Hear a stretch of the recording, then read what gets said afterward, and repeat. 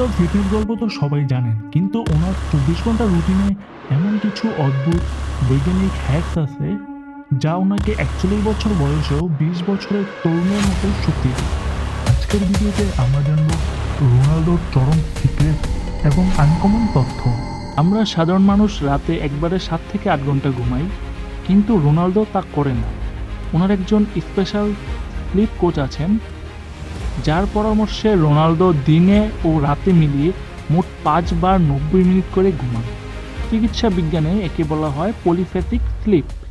প্রতিবার ঘুমানোর আগে তিনি ফোন বা ল্যাপটপের স্ক্রিনের দিকে তাকান না। এই অদ্ভুত অভ্যাসের কারণে ওনার পেশি খুব দ্রুত রিকভারি করে।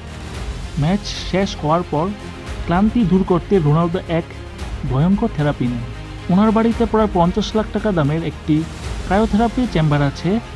লিকুইড নাইট্রোজেনের সাহায্যে এই ঘরের তাপমাত্রা -130 থেকে -200 ডিগ্রি সেলসিয়াস পর্যন্ত নামিয়ে দেওয়া হয়।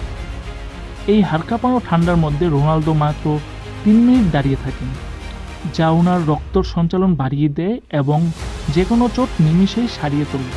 -200 ডিগ্রি তাপমাত্রা আর দিনে 5 বার ঘুমানো, এই অদ্ভুত রহস্যগুলো আপনার কেমন লাগে কমেন্ট করে জানান। কৌতূহলের জানলার সাথে থাকতে এখনই সাবস্ক্রাইব করুন। ধন্যবাদ।